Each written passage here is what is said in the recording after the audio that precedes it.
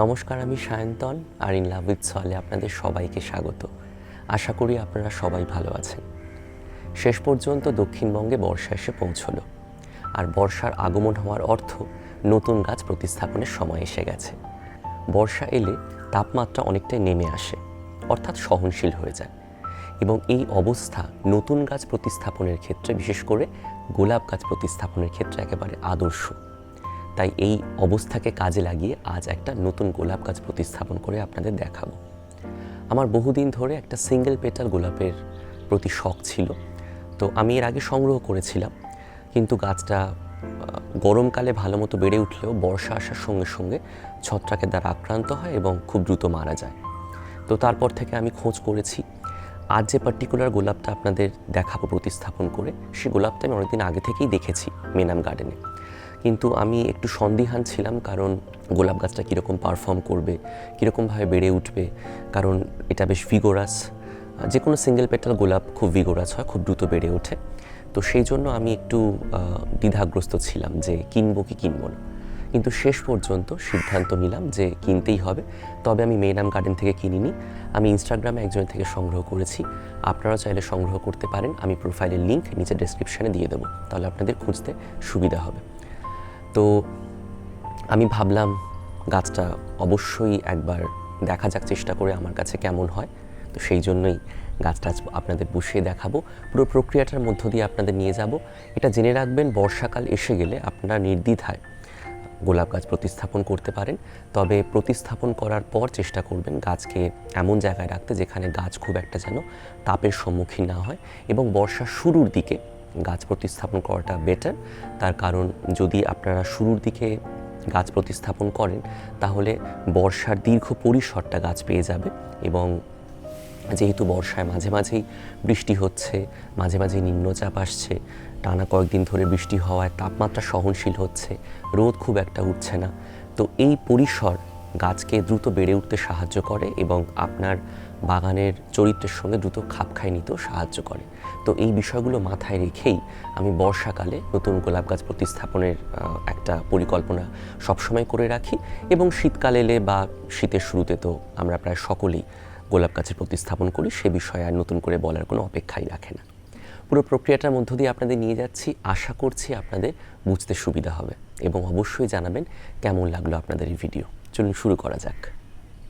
মূল বিষয়ে আমরা অবশ্যই প্রবেশ করব, কিন্তু তার আগে কয়েকটা কথা বলে নিতে চাই। ইতিমধ্যেই আপনারা খেয়াল করেছেন শিকড়ের চারপাশে কোনো মিডিয়া নেই। যে মিডিয়াতে গাছটি এসেছিল, আমি সেই মিডিয়া ধুয়ে পরিষ্কার করে নিয়েছি এবং শিকড় একটু শুকিয়ে নিয়েছি। আপনি এই অবস্থাকে বেয়ারউড রোজের সঙ্গে তুলনা করতে পারেন। পাশাপাশি খেয়াল করে দেখুন, গাছটি কিন্তু নন গ্রাফটেড, অর্থাৎ নিজস্ব রুটে গাছটি আছে। এবং আপনি যদি গাছটির চেহারার দিকে একটু নজর রাখেন, তাহলে অবশ্যই বুঝতে পারবেন যে গাছটির গঠনটাও বেশ সুন্দর, একটা গোলাটে গড়ন আছে। নতুন ডালপালা যখন বেরোতে শুরু করবে, তখন গাছটা খুব সুন্দর চেহারা নেবে। সাধারণত 5 পাপড়ির গোলাপ খুব ভিগোরাস হয়, আমি বোধহয় একটু আগে বলছিলাম ভিডিওর শুরুতে। কাজে আশা করছি নতুন ডালপালা বেরোতে শুরু করলে গাছের গঠনটাও খুব আকর্ষণীয় হবে। এবার একটু মাটির কথা বলে নিই। আমি এখানে সমান পরিমাণে গার্ডেন সয়েল, বালি, পারলাইট আর গোবর সার মিশিয়ে নিয়েছি, এবং মোটামুটি একটা 6 ইঞ্চি পটের জন্য আমি 1 চামচ করে নিম খোল, সর্ষের খোল, হাড় গুঁড়ো, শিংকুচি মিশিয়ে নিয়েছি, এবং আমি এখানে এই ব্রাউন সিউইড ব্যবহার করেছি। এটি আমার কাছে নতুন, আমি সম্প্রতি অ্যামাজনের সন্ধান পাই, এবং জাস্ট ফর এক্সপেরিমেন্ট পারপাস আমি এটা মাটির সঙ্গে মিশিয়েছিলাম, এবং ভালো মতোই কিন্তু মাটির সঙ্গে ব্লেন্ড হয়ে গেছে। এই পুরো মিশ্রণটি আমি মোটামুটি তৈরি করার পর 15-20 দিন রেখে দিয়েছিলাম, তারপর আমি এটা ব্যবহার করতে শুরু করি। এবার আপনাদের গাছটি প্রতিস্থাপন করে দেখাবো। যে কোনো নতুন গোলাপ গাছ প্রতিস্থাপনের সময় সঠিক পট নির্বাচন করাটা কিন্তু অত্যন্ত গুরুত্বপূর্ণ, এবং আপনাকে পট নির্বাচন করতে হবে গাছের রুটের পরিমাপের ওপর বা শিকড়ের পরিমাপের ওপর, অর্থাৎ গাছটিতে কত বড় শিকড় আছে সেইটা মাথায় রেখে পট নির্বাচন করবেন। বিষয়টা একটু উদাহরণ দিয়ে বোঝাই। দেখুন, এখানে শিকড়টির যে নিজস্ব গঠন, সেটাকে মাথায় রেখে আমি পটটি নির্বাচন করেছি। আমায় কিন্তু শিকড়কে চাপ দিয়ে পটের ভেতর ঢোকাতে হচ্ছে না। শিকড়ের নিজস্ব গঠন অনুযায়ী, নিজস্ব আকার অনুযায়ী খুব সহজেই পটের ভেতর ঢুকে যাচ্ছে। এই বিষয়টা মাথায় রেখে পট নির্বাচন করবেন। খুব ছোট গাছের জন্য খুব বড় পট যেমন নেবেন না, আবার খুব বড় গাছের জন্য খুব ছোট পটও নেবেন না। এটা কিন্তু অত্যন্ত গুরুত্বপূর্ণ গোলাপ গাছ বসানোর ক্ষেত্রে। একটা টেরাকোটা পটের ভাঙা অংশ ব্যবহার করব নিচের এই ছিদ্রটিকে বন্ধ করার জন্য। ছিদ্রটি বেশ বড়, কাজেই আশা করছি জল ব্যবহার করলে গোড়ায় জল জমার কোনো জায়গা থাকবে না। নতুন মাটি দিতে শুরু করলাম। কিছুটা মাটি দিয়ে নেওয়ার পর গাছটি আমরা বসাবো এবং খেয়াল করে দেখুন কি সহজে আমি গাছটা বসিয়ে নিলাম। আমাকে একবারও কোনো দিকেই শিকড়ের ওপর চাপ দিতে হলো না।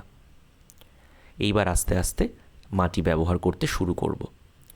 মাটি একেবারে শুকনো এবং গুঁড়ো, কাজেই খুব সহজেই শিকড়ের চারপাশে সেটেলড হয়ে যাবে।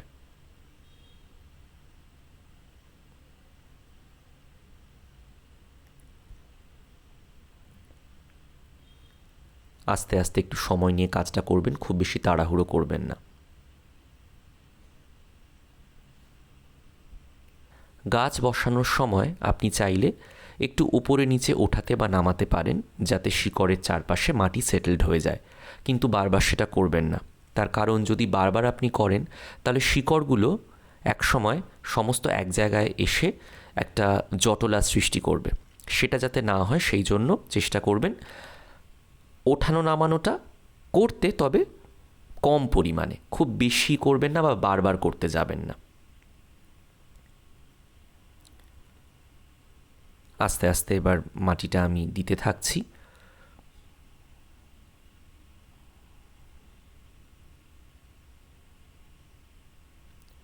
আমি যেটুকু মাটি নিয়েছিলাম আশা করি সবটাই ব্যবহার করে ফেলতে পারবো।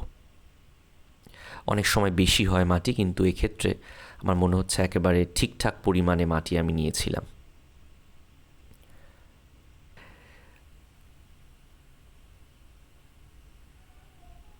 বেশ, আমরা সমস্ত মাটি ব্যবহার করে নিলাম।